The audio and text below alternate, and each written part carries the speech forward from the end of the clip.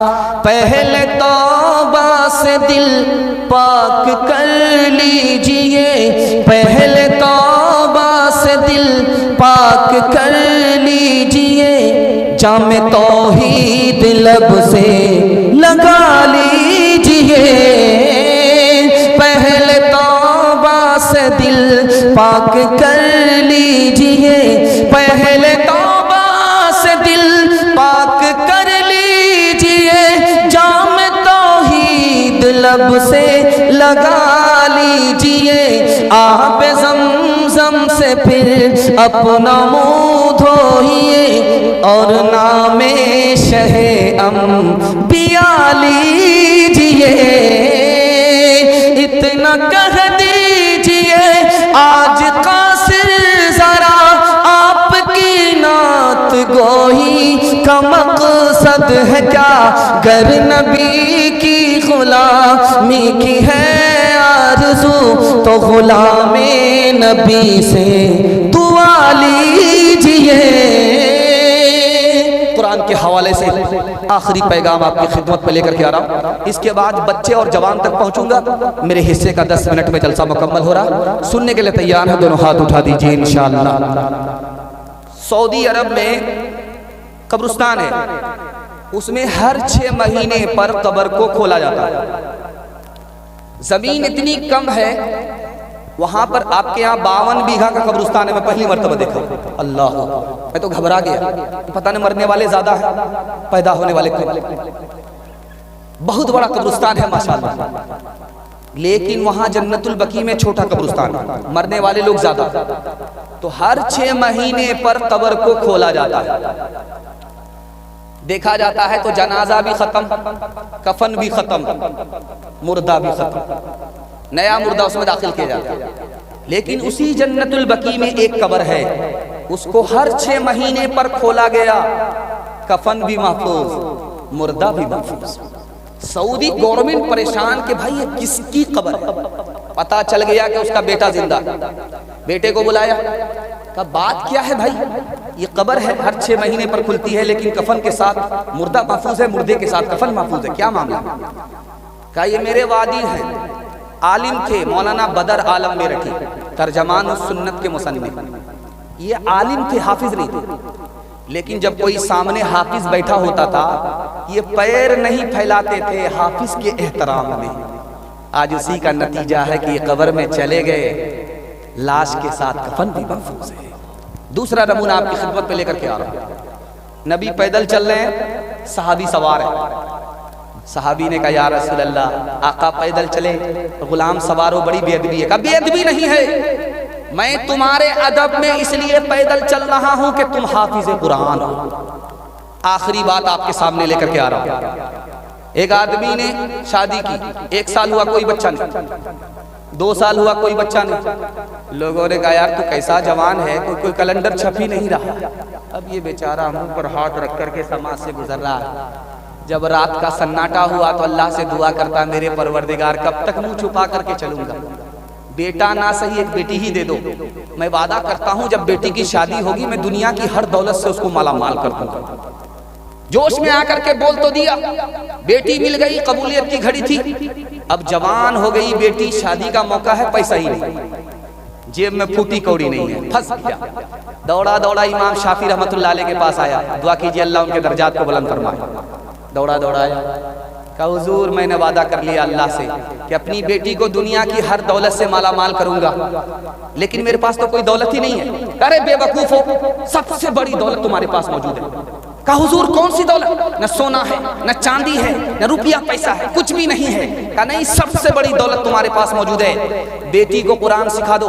जब बेटी की शादी हो जाए तो उसको कुरान के साथ रुखसत कर दो। दुनिया में कुरान से बढ़ करके कोई दौलत ही नहीं है। हाथ उठा करके वादा कीजिए, पहले अपने बच्चे को कुरान पढ़ाएंगे, बाद में इंजीनियर प्रोफेसर बनाएंगे। हाथ उठाइए इंशाअल्लाह। कौम का बच्चा मदरसे में, अपना बच्चा स्कूल में, हाथ उठाइए इंशाअल्लाह। खैर, इस सहीफे की सहीफों में निराली शान है, इसके हर हर लफ्ज में इरफान ही इरफान इरफान है, बुझ नहीं सकता किसी से, सुन लो कुरान का चराग। बुझ नहीं सकता किसी से, सुन लो कुरान का चराग। बुझ नहीं सकता किसी से, सुन लो कुरान का चराग। बुझ नहीं सकता किसी से, सुन लो कुरान का चराग। आंधियों तुम आज़मा लो, सामने मैदान है। आंधियों तुम आज़मा लो, सामने मैदान है। आखिरी पैगाम बहुत खूबसूरत, बड़े अच्छे माहौल में ये जलसा आप लोग सुन रहे हैं। अल्लाह हमारे सुनाने को, आपके सुनने को बेहद कबूल फरमाए। कुरान से मजबूत रिश्ता हम सबको अल्लाह नसीब फरमाए। ध्यान से सुनिएगा, फिक्र आखिरत के हवाले से 2-3 मिसाल पैगाम खत्म कर रहा हूँ, ध्यान से सुनिएगा।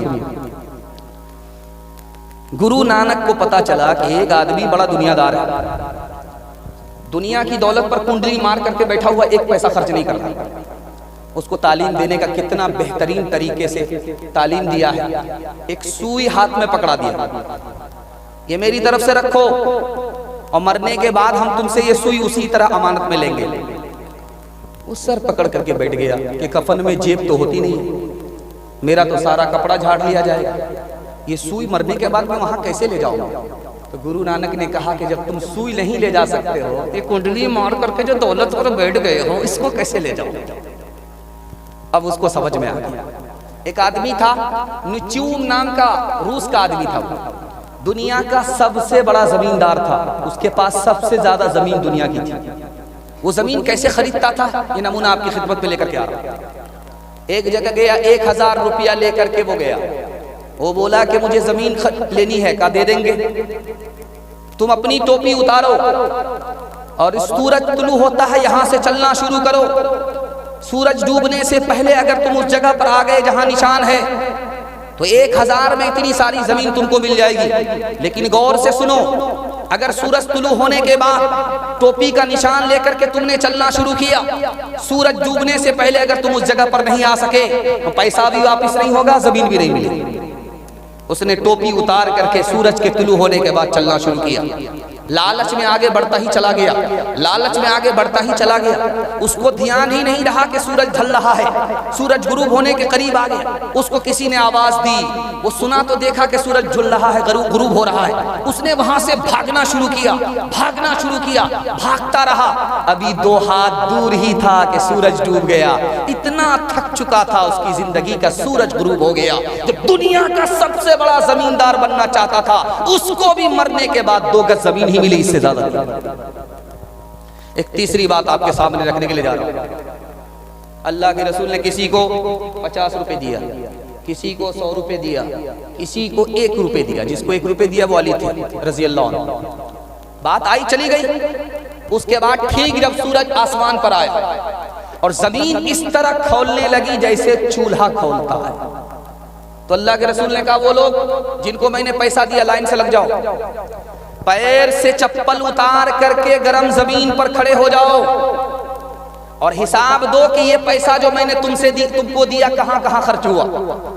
अब जमीन इतनी गर्म है कि नंगे पैर जैसे ही पैर रखा, आंवला निकल गया, फोड़ा निकल गया, पैर जल रहा है, हिसाब याद नहीं आ रहा, पैर जल रहा, हिसाब याद नहीं आ रहा, सब फेल हो गए। हजरत अली से कहा कि तुम भी लाइन से लगो, उस गर्म जमीन पर खड़े हो जाओ नंगे पैर, और 1 रुपया जो मैंने दिया हिसाब दो। झटाझट झटाझट झटाझट झटाझट बता दिया। अल्लाह के रसूल ने फरमाया, ओ दुनियादारों, रुपया को कुंडली मार करके जमा करने वालों, खर्च ना करने वालों, जितना ज्यादा पैसा होगा हिसाब उतना मुश्किल होगा, जितना कम पैसा होगा हिसाब उतना आसान। आखिरी मिसाल पर पैगाम खत्म कर रहा हूं। एक आदमी अपने नौकर से कहा कि तू कितना बड़ा नालायक है, एक काम को 3 बार में करता है।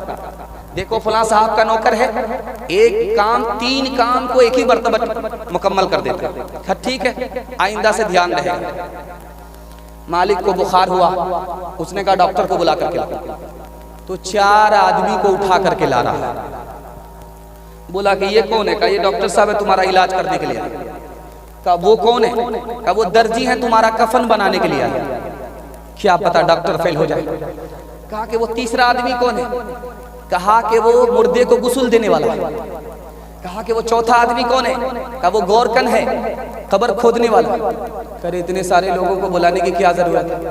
कहा कि क्या पता है डॉक्टर फेल हो जाए और आपकी किस्मत खराब हो जाए, जमीन पर रहने के बजाय आप आसमान पर उठ जाए। कहा तुम कितने बड़े नालायक हो, जिंदा आदमी को कब्रिस्तान भेज रहे हो। है दुनिया जिसका नाम मियां, ये और तरह की बस्ती है, जो महंगों को ये महंगी है और सस्तों को ये सस्ती है। यहाँ हरदम झगड़े उठते हैं, हर आन अदालत बसती है। गर मस्त करे तो मस्ती है और पस्त करे तो पस्ती है। कुछ देर नहीं अंधेर नहीं, कुछ देर नहीं अंधेर नहीं, इंसाफ और अदल परस्ती है। इस हाथ करो उस हाथ मिले, यहाँ सौदा दस्त बदस्ती है। इस हाथ करो उस हाथ मिले, यहाँ सौदा दस्त बदस्ती है। जो और का ऊंचा बोल करे तो उसका बोल भी बाला है। जो दे पटके तो उसको भी कोई पत्थर पटकने वाला है। बेजुल्म खता जिस जालिम ने मजलूम ज़बा कर डाला है, उस जालिम के भी लहू का फिर बहता नदी नाला है। कुछ देर नहीं अंधेर नहीं,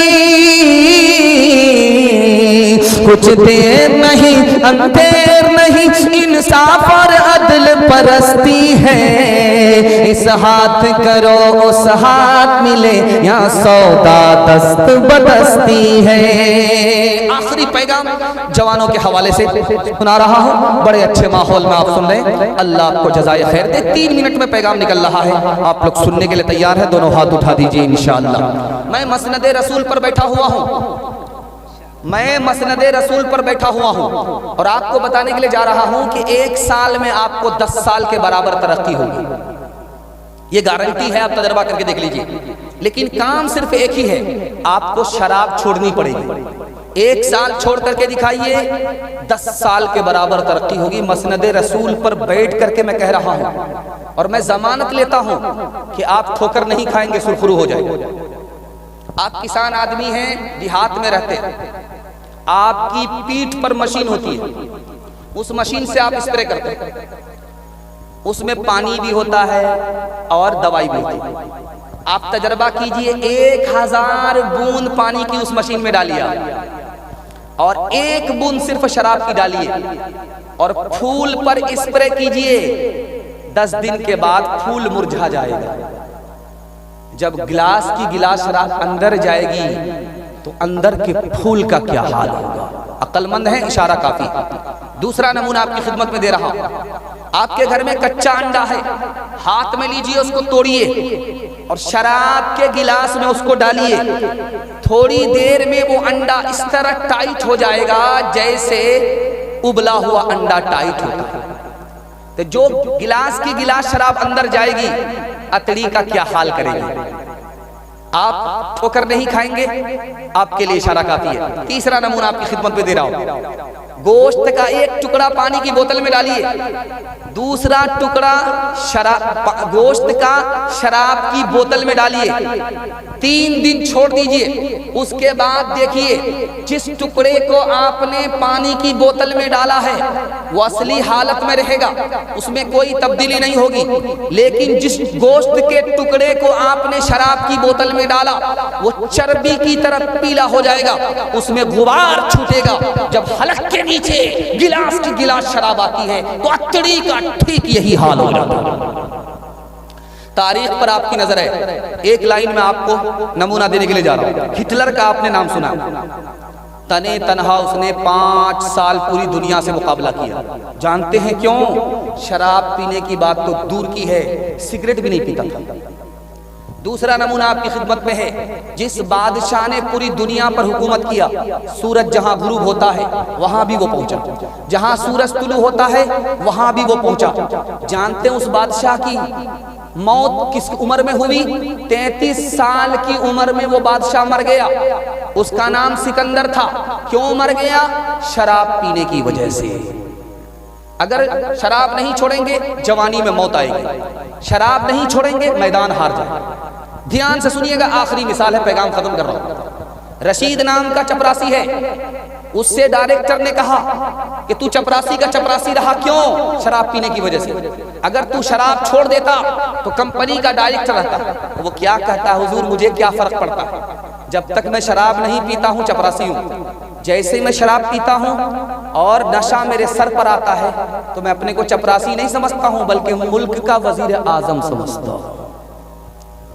जो अक्ल खरीदी की है खोटी इसने, अच्छे अच्छों से छीनी है रोटी इसने, अच्छे अच्छों से छीनी है रोटी इसने।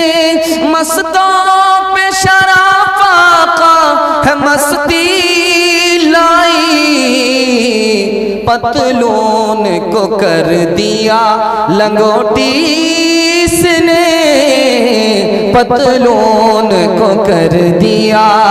गिलासों में जो डूबे फिर न उभरे जिंदगानी में, हजारों बह गए इन बोतलों के बंद पानी में। न कर बर्बाद अपनी जिंदगी बोतल के दीवाने, वो काटेगा बुढ़ापे में जो बोता है जवानी में। ये दारू का पियाला मौत का कड़वा पियाला है। मिला है जहर शरबत में, मिला है जहर शरबत में, छुपी है आग पानी में। मिला है जहर शरबत में, छुपी है आग पानी में। मेरे हिस्से का जलसा मुकम्मल हो गया। आपसे वादा लेना चाहता हूँ, जिंदगी भर के लिए जलसा कामयाब हो जाएगा। हाथ उठा करके वादा कीजिए, अल्लाह की इबादत करेंगे इंशाअल्लाह, रसूलुल्लाह की इताअत करेंगे इंशाअल्लाह, मखलूक की खिदमत करेंगे इंशाअल्लाह। 3 काम छोड़ दीजिए, कबूलियत की घड़ी है और अल्लाह आपकी तौबा को कबूल फरमाएगा। 3 काम छोड़ दीजिए, आपके घर में कभी मुसीबत नहीं आएगी। मुसीबत आती है गुनाह की वजह से, मुसीबत आती है हराम कमाने की वजह से, मुसीबत आती है गलत माहौल की वजह से। आप तीनों से तौबा कर लीजिए, मैं गारंटी लेता हूँ आपके घर में कभी मुसीबत नहीं आएगी। इंशाअल्लाह गुनाह नहीं करेंगे, गलत नहीं कमाएंगे, गलत माहौल में नहीं जाएंगे, न किताबों से नवाजों से नजर से पैदा। दीन होता है बुजुर्गों की नजर से पैदा। नहीं सीखा इन्होंने दीन रहकर शेख के घर में, पले कॉलेज के चक्कर में मरे साहब के दफ्तर में, थे केक के चक्कर में तो रोटी भी गई, बड़ी शेख की ताक में थे तो छोटी भी गई, न मानी बात वाइस की, थे पतलून के चक्कर में तो लंगोटी भी गई। वाखिर दावाना अनिल हम्दुलिल्लाह।